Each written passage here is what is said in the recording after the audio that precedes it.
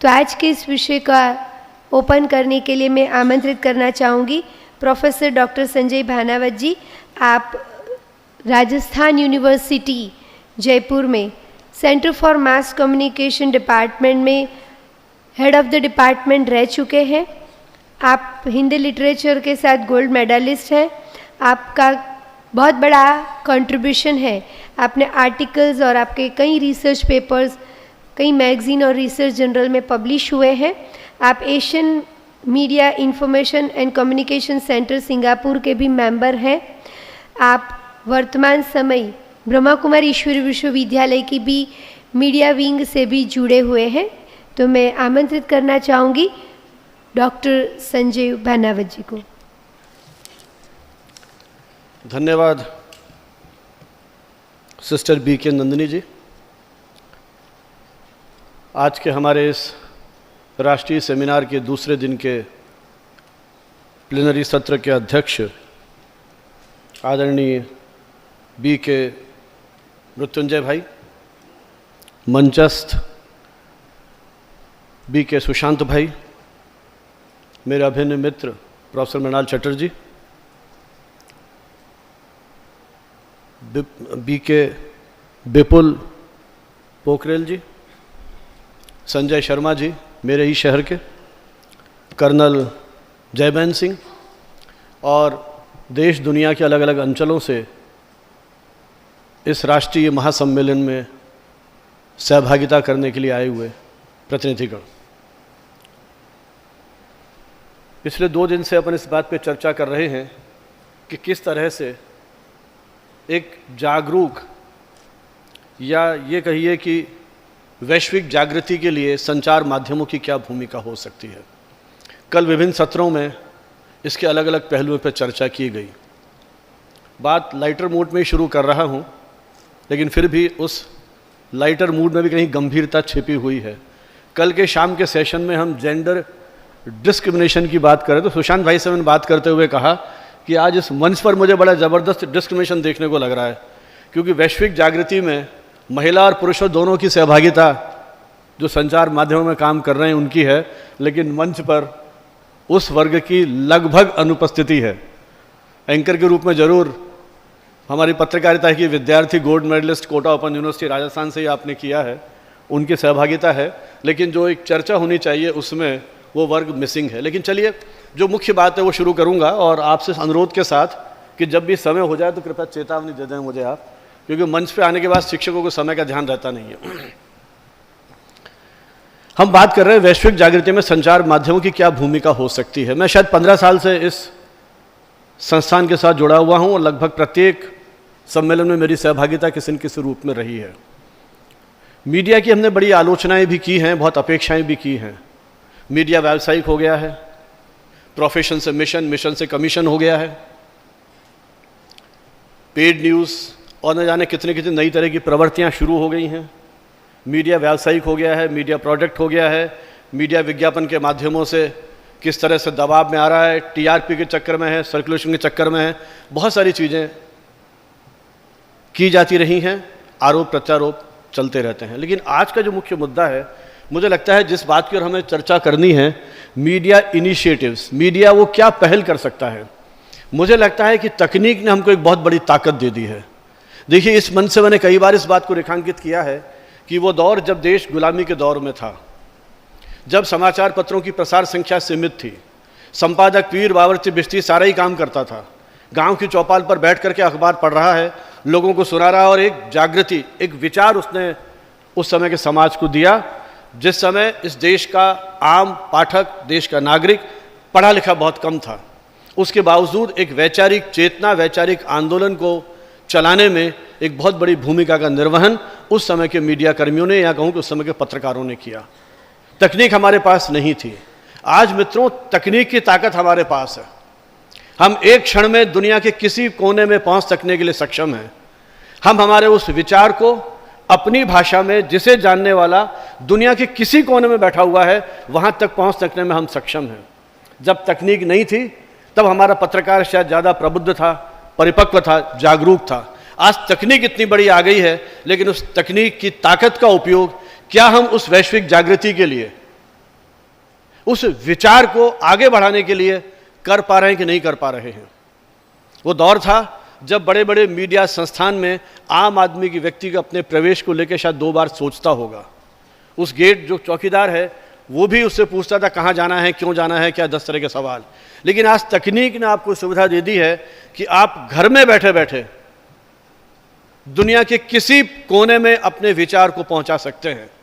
इसलिए मुझे लगता है मित्रों, आज ऐसे व्यक्तियों की संचार माध्यमों में आवश्यकता है जिनके पास विचारों की मौलिकता हो, जो आज के समकालीन परिवेश में सकारात्मक दृष्टि से सोच सकने में सक्षम हो। और सबसे बड़ी चीज यह है कि उनकी अभिव्यक्ति इतनी सशक्त हो, इतनी प्रांजल हो कि वो पूरे समाज को अपने साथ ले सकने के लिए ताकत रखते हों।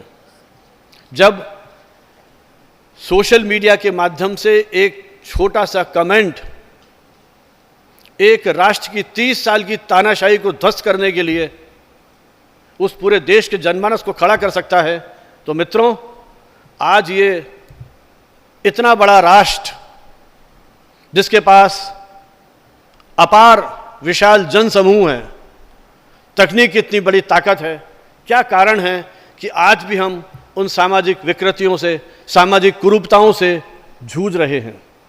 इसलिए मेरा पहला ये मानना है कि हमें ऐसे व्यक्तियों की आवश्यकता है जो मौलिक ढंग से सोच सकते हों, क्रिएटिव ढंग से अपनी बात कह सकते हों, जिसे हम कहते हैं कंटेंट।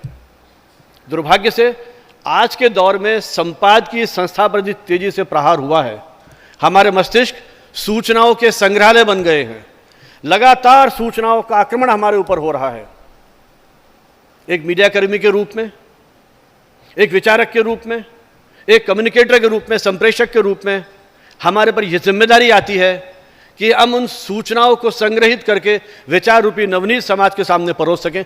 चैनल हमारे पास कोई सा ही है, चाहे वो समाचार पत्र है, कोई पत्रिका है, दैनिक अखबार है, साप्ताहिक है। भाई अशोक जी हमारे बीच में बैठे हुए हैं, छोटे और मध्यम समाचार पत्रों के माध्यम से वो भी अपना एक संघर्ष चला रहे हैं। अखबार छोटा बड़ा महत्वपूर्ण शायद नहीं है। कल भी शाम के सत्र में मैंने बात उठाई थी, खबर लहरिया जैसे छोटे छोटे अखबार जो कुछ सामान्य साक्षर महिलाओं ने चलाए, आज अपने उस क्षेत्र विशेष में उन्होंने कितना प्रभाव पैदा किया। छोटे छोटे आंदोलन शुरू किए गए जो उन्होंने एक बहुत बड़ा रूप ले लिया। तो मित्रों, चाहे वो समाचार पत्र सीमित संख्या का हो, लेकिन उसमें कहने वाले के पास यदि ताकत है तो वो अपनी उस बात से अपनी पूरे समाज को, अपनी पूरी सोसाइटी को साथ ले जाने में सक्षम है। टेलीविज़न अक्सर आलोचना होती रही है, इन्हीं मंचों से मैंने कई बार सुना है।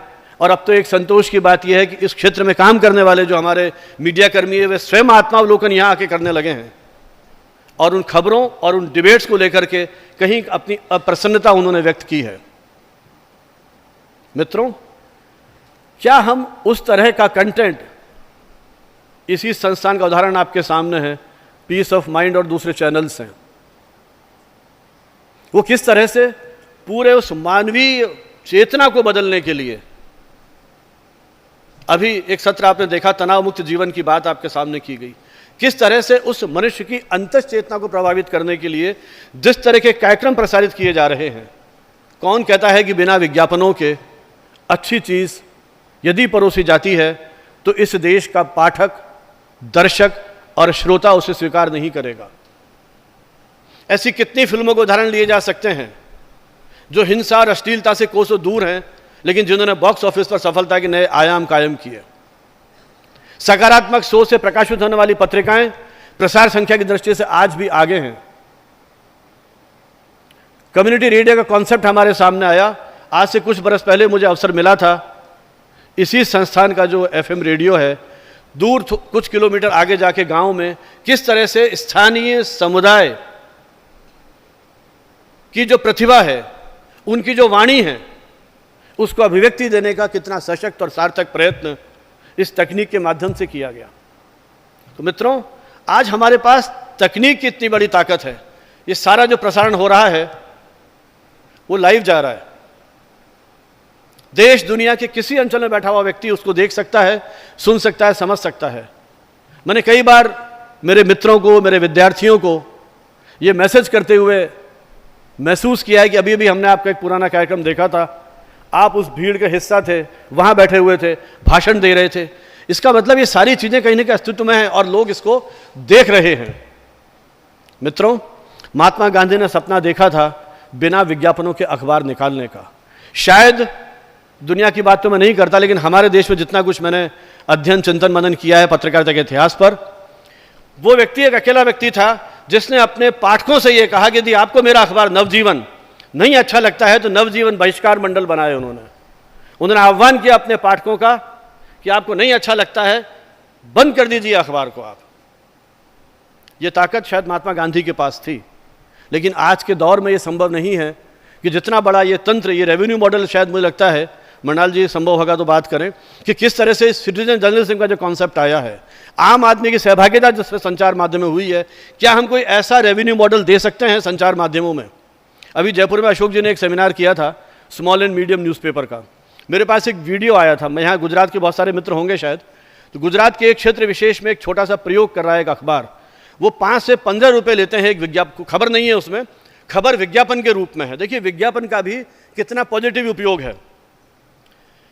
वो खबर, मेरे घर की गली टूट गई है, मुझे विश्वविद्यालय से डिग्री नहीं मिल रही है, मुझे किसी प्रशासनिक जो तंत्र है उससे किसी तरह की शिकायत है, मैं उस अखबार को 15 रुपये दूंगा जितनी स्पेस में ले रहा हूं, और वो उस अखबार का विज्ञापन उसमें छप जाएगा। उस अखबार की ताकत ऐसी है कि उसमें छपने वाले विज्ञापन के बाद उस क्षेत्र के जनप्रतिनिधियों, उस क्षेत्र के प्रशासनिक अधिकारियों पर इतना दबाव बनता है कि उन्हें उस काम को करने के लिए आगे आना ही होता है। और प्रधानमंत्री मोदी से लेकर के देश के बड़े बड़े नेता, कार्यकर्ता, एक्टिविस्ट उस अखबार के ऑफिस में गए हैं। तो एक अखबार ने एक ताकत पैदा। कल भी मुझे एक मित्र मिले थे यहाँ जो इस तरह का एक प्रयोग कर रहे हैं, शायद मराठी का अखबार था वो। तो देखिए एक नया रेवेन्यू मॉडल कहीं विकसित करने की आवश्यकता है।